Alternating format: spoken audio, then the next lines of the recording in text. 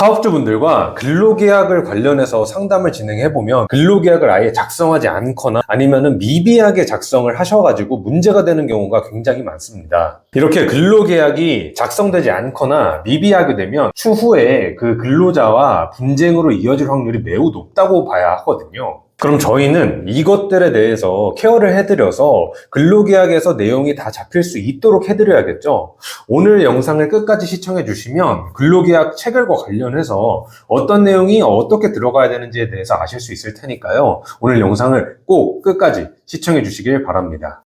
안녕하세요. 노무법인 호담 김형규 노무사입니다. 안녕하세요. 호담의 이슬기 노무사입니다. 네, 노무사님, 오늘은 사업주분들이 근로계약서를 왜 작성해야 할까요? 많은 분들께서 질문을 주시는데요. 먼저 근로계약서라는 거는 그 근로계약도 그 본질이 계약이고 근로자는 일을 하고 사용자는 그에 대한 임금을 지급하는 것이기 때문에 어떻게 근로를 제공하고 어떻게 임금을 지급할지에 대해서 상호 간의 정함이 필요하거든요. 그래서 많은 분들이 조금 오해 아닌 오해를 하시는 게 근로기준법에서 그 정하고 있는 근로계약서를 쓰라고 하는 것 자체가 근로자를 위해서라고 이제 생각을 하시는 경우들이 있거든요. 근데 사실은 어떻게 보면 사용자, 사업주분들을 위해서 사실 근로계약서를 작성을 해야 합니다. 그렇다면 근로계약서를 작성을 하는 게 지금 현재 사업주분들을 위한 것이라고 말씀을 주신 것 같은데 사실 사업주 입장에서는 근로계약서를 그냥 안 쓰면 안 쓰는 거 아닌가요? 사업주의 입장에서 그럼 근로계약서를 쓴 경우와 쓰지 않은 경우로 한번 나누어서 생각해 보면 될 것 같은데요. 먼저 근로계약서를 쓰지 않은 경우에는 직접적인 피해랑 간접적인 피해로 한번 나누어 볼 수 있을 것 같아요. 먼저 임금을 지급했더라도 제대로 산정되지 않아서 추후에 다시 임금을 산정해야 하고 그 차액분에 대해서 다시 지급을 해야 하는 이런 간접적인 부분들이 있겠고요. 직접 피해는 이 근로계약서를 작성하지 않음으로써 대표적으로는 벌금, 과태료 이런 것들이 해당하게 됩니다. 사용자 입장에서는 쓰지 않은 것 하나의 행위 자체만으로 직접 피해와 간접 피해 이 두 가지를 모두 겪을 수 있다 보니까 무조건 쓰는 게 이득이겠죠. 그럼 근로계약서를 작성하면서 사업주분들께 유리한 방향으로 계약서를 작성하는 게 가능할까요? 물론 가능합니다. 근로계약서를 작성하면서 사업주분들께 유리하도록 작성하는 것도 충분히 가능해요. 여기서 말씀드리는 유리하다는 거지 근로자에게 피해를 준다 이런 입장은 아니고요. 사업주분들이 원하는 계약상의 조항을 좀 더 삽입할 수 있는 방향으로 갈 수 있다는 걸 말씀드리는 겁니다. 대표적인 사례를 말씀드리면 포괄임금제가 있어요.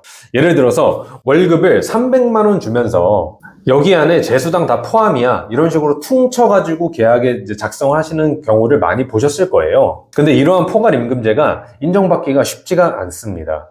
인정받기 쉽지 않은 이유를 생각을 해보면 퉁 하고 저희가 수당을 다 넣어놨을 때 어떤 게 연장수당이고 어떤 게 뭐 연차고 어떤 게 뭐 휴일이냐 야간이냐 이런 것들을 구분하기가 쉽지 않아서인데요. 그래서 이거를 거꾸로 생각해보면 됩니다. 수당에 관한 구분을 다 하나하나 항목별로 잡아놓고 그에 대응하는 글로 그 시간들을 또 잡아주고 거기에 대한 그 수당이 얼마인지를 잡아주면은 이거는 유효성을 인정받을 수가 있는 거예요. 즉 근로계약서를 작성하면서 사업주를 보호하기 위한 방향으로 작성하는 것도 얼마든지 가능합니다. 그럼 지금 말씀 주신 임금, 포괄임금제 외에도 근로계약서 작성을 통해서 사업주분들께 유리한 방향으로 좀 작성을 할 수 있는 내용들이 있을까요? 당연히 존재합니다. 두 번째 내용은 근로자의 사직 관련한 부분입니다. 현행 근로기준법은 사용자가 근로자를 일방적으로 근로계약 관계를 해지하는 경우에는 그걸 해고라고 규정하고 일정한 제재를 가하고 있죠. 하지만 역으로 근로자가 사용자에 대하여 일방적으로 사직을 하는 경우에는 별도의 제한을 두고 있지 않습니다. 사실 어떻게 생각해보면 이거는 헌법에서 직업선택의 자유를 보장하고 있으니까 사실 당연한 부분이기도 한데요. 저희 사업주분들의 입장에서 생각을 해보면 갑자기 하루아침에 그만둔다고 하거나 전날 연락해서 내일부터 안 나갈래요 뭐 이런다거나 아니면은 아프다고 하면서 못 나가겠다고 그냥 잠수 타버리는 경우 등 사업주 입장에서는 근로자의 사직을 준비하지 못한 채로 받아들이는 경우들이 꽤 있습니다. 그래서 필요한 것이 이 근로계약서에서 근로자의 사직에 관한 규정을 조금 마련해 두는 것이 필요해요. 대표적인 내용이 근로자가 사직을 할 때는 30일 전에 통고를 미리 해야 된다. 그러니까 근로자가 먼저 알려주라는 거죠. 근로자의 사직을 대비해서 후임자도 뽑고 인수인계도 진행해야 하고 그러지 않습니까? 그러다 보니까 이런 내용들을 근로계약에 삽입을 함으로써 사업주 입장에서는 언제든지 발생할 수 있는 이 근로자의 사직에 대한 내용에 대해서 일종의 보험을 들어둔다고 생각하시면 될 것 같아요. 말씀 주신 포괄임금제 임금, 그리고 사직에 대한 규정, 이러한 부분 외에도 사업주를 위해서 내용을 조금 구성할 수 있는 항목이 있을까요? 세 번째로 제가 말씀을 드리고 싶은 거는 근로계약 기간입니다. 사업주분들과 상담을 해보면 가장 많이 겪는 것 중 하나가 근로자를 채용을 했는데 막상 근로자와 우리가 함께 일을 하다 보니 이게 조직과 핏이 맞지 않는 경우가 있을 수 있단 말이에요. 그런 경우에 직원을 내보내고 싶은데 사용자 입장에서는 이 근로계약서에서 근로계약 기간 자체를 기간의 정함이 없는 계약으로 체결을 해놔 버리니까 근로자를 내보내고 싶어도 내보낼 수가 없게 되는 거죠. 따라서 사업주분들께 항상 이런 것들에 대해서 대비할 수 있는 일종의 대응책으로 근로자의 근로계약 기간을 정해두라고 말씀드리고, 물론 근로계약 기간을 정해둠으로써 그 근로자가 정규직이냐 혹은 계약직이냐 이런 것들에 대한 문제가 발생할 수는 있지만 사업주 입장에서는 그보다 훨씬 더 중요한 거는 사업 운영하면서 생기는 리스크를 줄이는 거거든요. 근로계약 기간에 정함이 있는 경우에는 그 근로계약 기간의 정함이 끝나게 되면 근로계약은 자동적으로 종료가 됩니다. 따라서 이는 근로자의 사직과는 엄연히 구분되는 성질이에요. 근로계약 관계가 자동 종료됨에 따라 고용관계를 지속할 근거 자체가 없어지는 거죠. 따라서 이러한 내용을 인지해 주셔서 근로계약 기간을 정해서 근로자의 채용을 운용을 하시다 보면은 조직과 맞지 않는 직원을 끝까지 끌고 가실 리스크는 많이 감소를 하실 거예요. 물론 근로자가 5인 이상 사업장인 경우에는 이렇게 근로계약 기간을 정하는 것도 2년이 한계입니다. 이 부분은 꼭 인지를 해주셔야 하고요.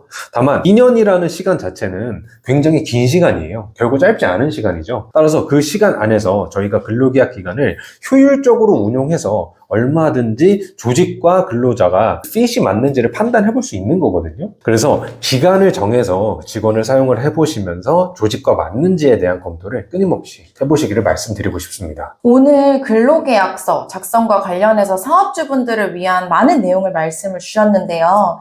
마지막으로 사업주분들께 뭐 하실 말씀이 있으시다면 어떤 게 있을까요? 결국에는 사업주분들께서 직원을 채용할 때는 근로계약서를 무조건 써야 한다라는 말씀을 드리고 싶어요.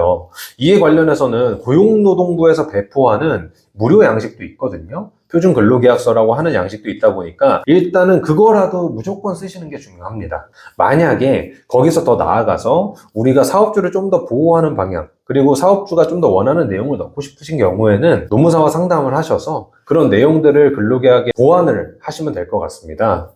네, 그래서 오늘은 사업주 입장에서 사업 운영을 할 때 근로자의 근로계약서 체결과 관련해서 사업주가 보호받을 수 있는 내용들에 대해서 조금 알아봤습니다. 저희가 오늘 준비한 내용은 여기까지고요. 다음에는 더욱더 좋은 정보를 가지고 여러분들 찾아뵙도록 하겠습니다. 지금까지 노무법인 호담의 김형규 노무사였습니다. 이슬기 노무사였습니다. 감사합니다.